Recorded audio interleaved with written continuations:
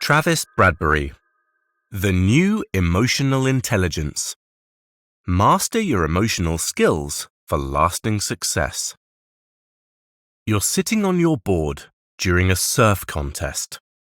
The ocean feels calm, and you're focused on reading the swell. Then, out of nowhere, something massive slams into you from below. You lose balance. You're in the water. You see the fin. It's a shark. Huge, fast, and far too close. You kick, you swing, you try to get back on your board, but your leash has snapped.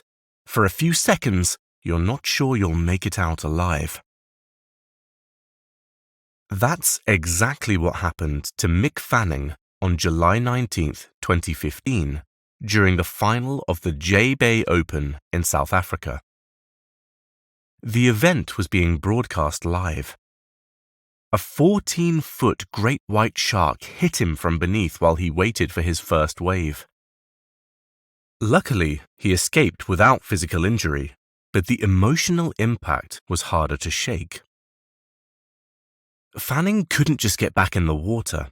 He took time to recover, choosing carefully when and where to surf again. He spoke openly about how shaken he was, how the fear didn't just hit in the ocean, but sometimes struck out of nowhere, even far from the water. He had flashbacks. He cried when he was alone. He felt mentally fragile, worn down not just by the attack, but by the constant expectation to perform.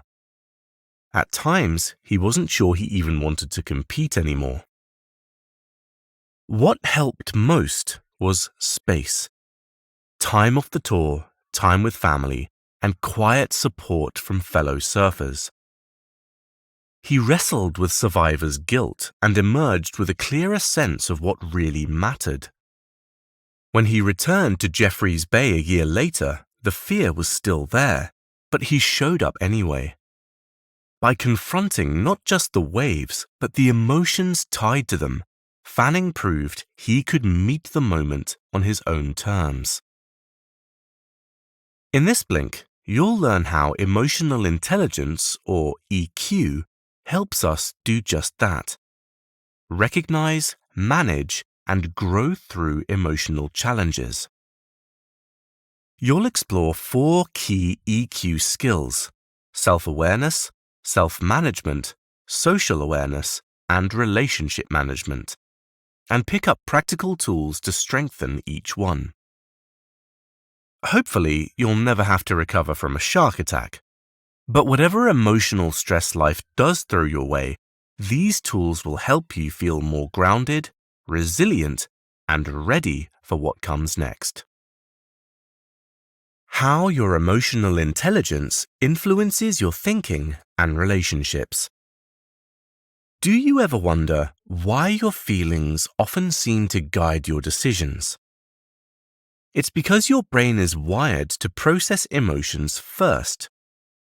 When you take in anything through your senses, touch, smell, sight, hearing, and taste, those signals go straight to your limbic system, the part of your brain that handles emotions, long before your logical mind gets involved.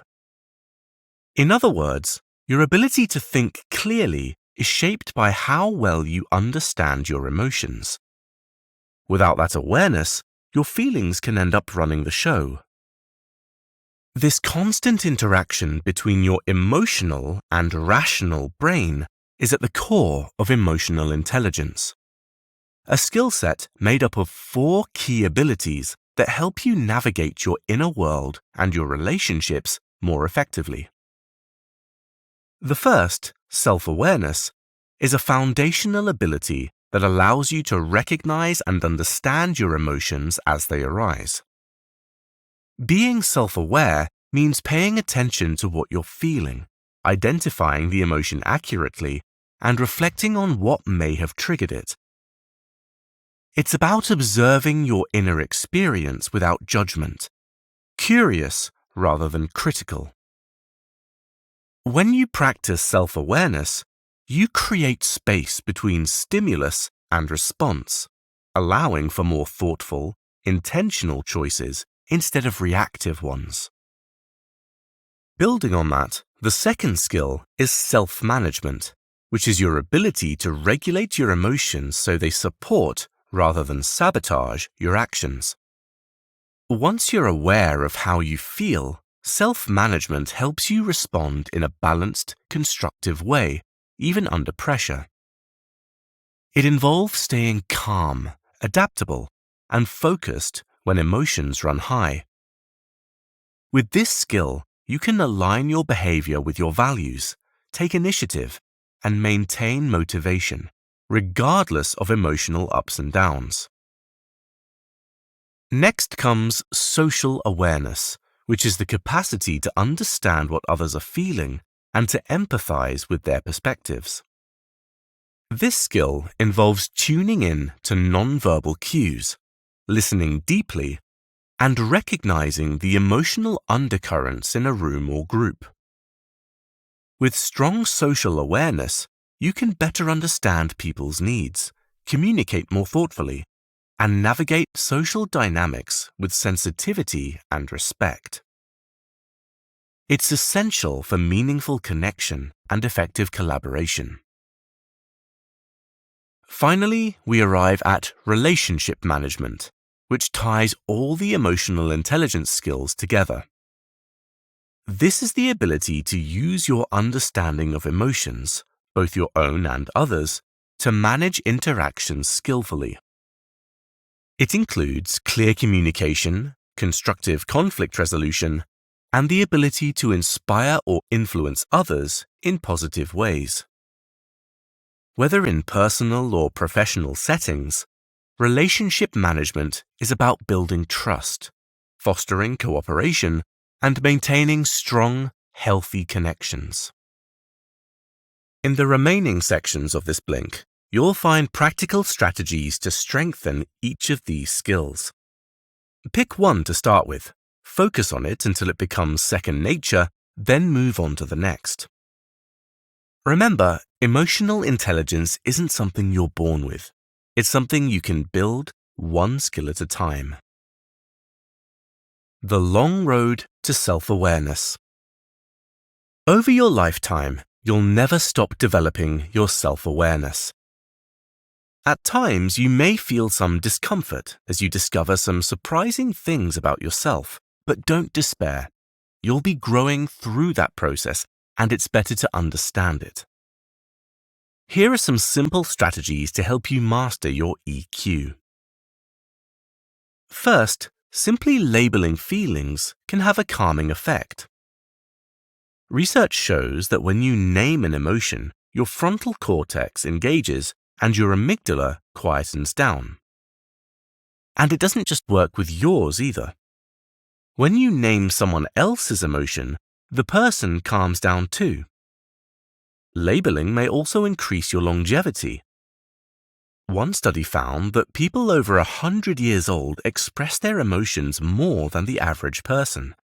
So, try labeling what you feel next time you're down and watch how it helps shift your perspective. Next up, be confident. This increases your chances of succeeding, and that's true even when you're wrong. So, here are 7 general behavioral traits that can help boost your confidence. Never make excuses. Never give up. Act without waiting for permission. Don't expect or seek praise. Don't procrastinate. Avoid judgment of yourself and others. Push your boundaries when you're starting to feel comfortable.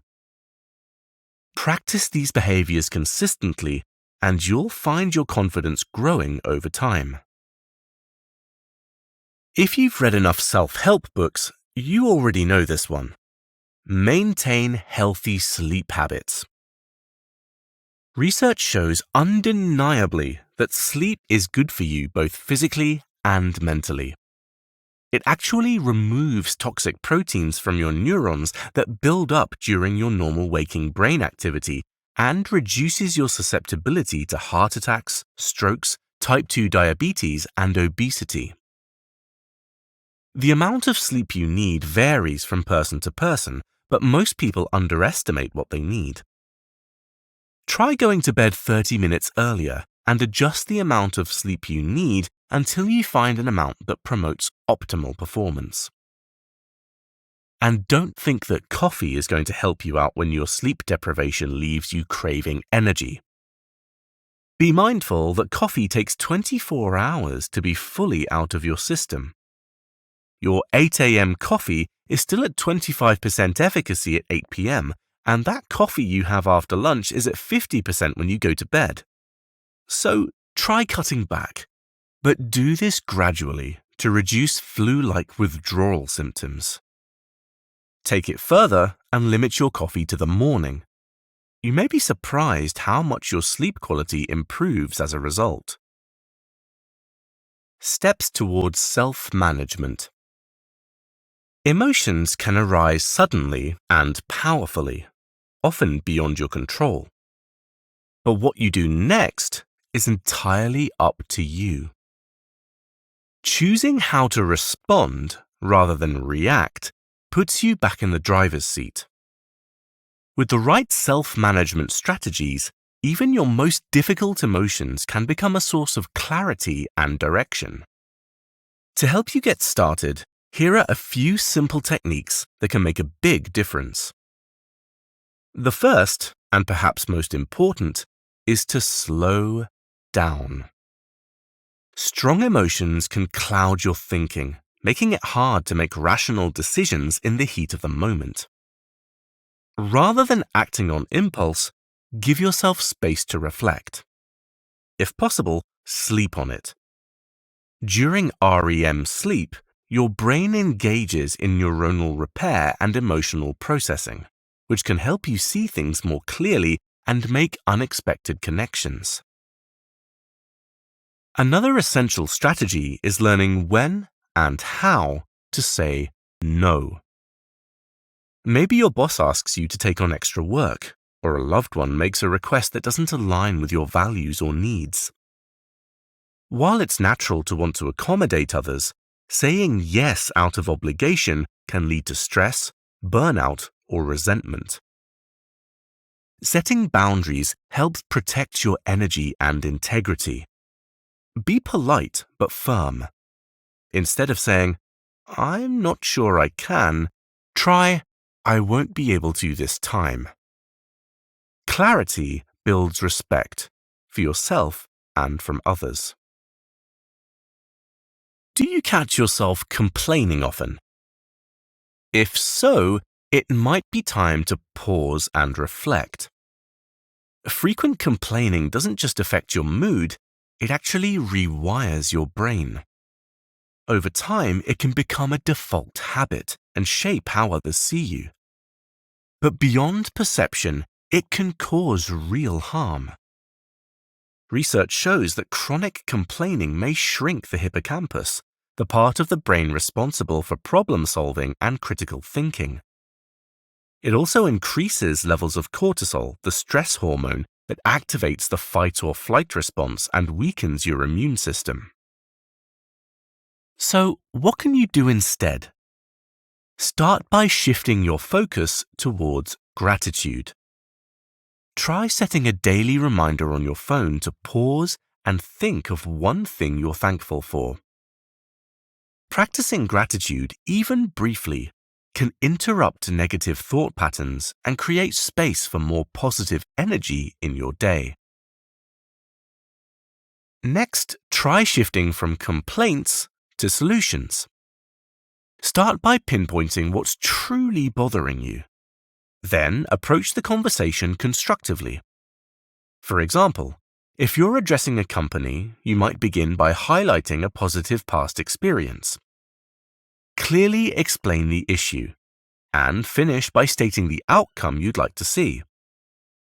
This approach fosters resolution and mutual respect, reducing the chances of conflict or defensiveness. And finally, stop multitasking.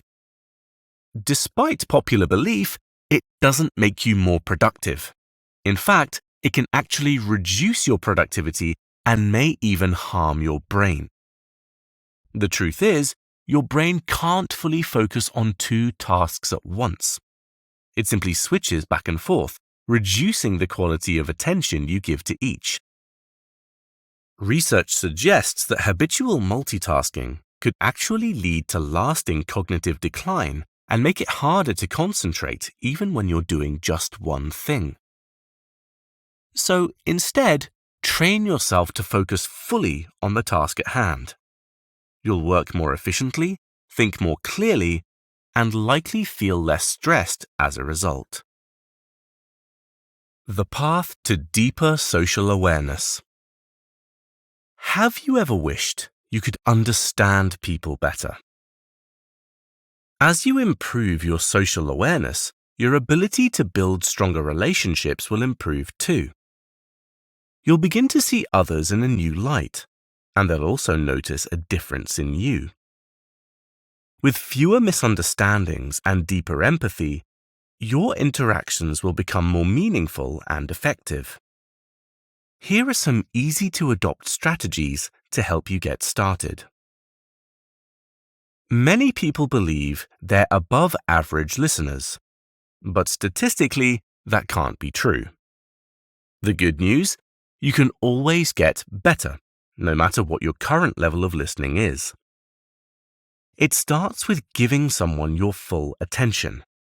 Put away distractions, especially your phone. Then, try reflective listening. Paraphrase what the other person has said to confirm your understanding. Ask thoughtful questions that deepen the conversation rather than steer it in a new direction. And unless you're asking a clarifying question, aim to listen more than you speak. When you're talking, you also want to be listened to. How can you achieve that? First off, you need to understand your audience, whether it's one person or a whole group. Adjust your message as you go to keep their attention. Next, be mindful of upspeak, the tendency to raise your pitch at the end of sentences. Our brains often interpret this as uncertainty, which can undermine your credibility. Finally, focus on storytelling rather than just delivering facts. If you want to learn from the best, watch TED Talks. They typically balance about 75% story with 25% data, making their messages memorable and persuasive. Psychologist Robert Feldman has been studying lying for over a decade. His research indicates that in a 10-minute chat, a majority of individuals, about 6 out of 10, tell 2 or 3 lies. The reasons behind these lies often relate to social goals. Women tend to tell lies to make others feel better, while men are more likely to exaggerate or fabricate details to enhance their own image. So, how can you tell when someone is being dishonest? Common signs of deception include excessive detail, repeating points, or trying to fill silences. Liars may also display telltale body language, covering their mouths, touching their faces, shifting toward an exit, fidgeting, holding eye contact unnaturally long, or breathing heavily. Being able to spot potential dishonesty can help you avoid being misled. Still, be cautious. Behaviors like fidgeting can have other causes, especially for people with conditions like ADHD. We'll end this section with an interesting study about car buyers. When people were given all the facts and made a careful, logical decision, only about 25% were happy with their choice. But when buyers went with their gut instinct, around 60% ended up satisfied. That tells us something important. Your intuition often knows more than you think. And it's not just useful for buying cars. Tuning into your intuition can actually help you become more socially aware too. How? Start by slowing down and listening to that quiet inner voice. Take a walk, get some space from your usual distractions, and pay attention to what you feel. With practice, you'll be able to tap into this inner sense wherever you are. When talking with others, try to notice more than just their words. Pay attention to body language, tone, and emotional cues. Start small. Test your instincts in everyday situations. As you build confidence, you'll find your intuition becomes a powerful guide in more important moments too. Developing effective relationship management. In this final section, we'll explore strategies to help you strengthen your relationship management skills. This is where everything comes together: your self-awareness, your understanding of others through social awareness, and your ability to respond effectively through self-management. Relationship management is about applying all three in real time as you navigate interactions and build meaningful connections. First, when you care about someone, let it show. It might feel vulnerable at times, but expressing your feelings honestly is how strong, lasting relationships are built. Whether you like someone a lot or simply appreciate something small about them, say it. Sharing genuine appreciation builds trust, literally. When you connect this way, both of your brains release oxytocin, the bonding hormone, which fosters connection and eases tension. As a result, your relationships grow more resilient, and you're more likely to approach disagreements with understanding and calm. Some relationships require clear boundaries, and setting them well depends on emotional intelligence. That means tuning into your feelings, reflecting on them calmly, and responding with intention rather than impulse. When something's not working, try to shift from focusing on the problem to thinking about constructive solutions. For instance, you don't need to engage equally with everyone on your team. If someone is consistently difficult, it's okay to create distance and protect your emotional energy. And if a boundary is crossed, lead with emotional maturity. Forgive so you're not carrying resentment, but don't ignore what happened. Use that insight to reinforce your boundaries moving forward with clarity and respect. And when it comes to conflict, be assertive, even if that feels challenging. What does that mean? Well, don't act passively or aggressively. You need to find that sweet spot in between. You can start by asking questions to get to the root cause of the conflict. Don't point out flaws, but rather try to understand the other person's viewpoint. Offer solutions rather than simply challenging other people's ideas. Swap but for and create a more open, cooperative conversation. That simple switch makes a big difference. You can also use hypothetical scenarios to explore options without sounding confrontational. These approaches not only diffuse tension, but also help turn conflict into a real chance for connection and growth.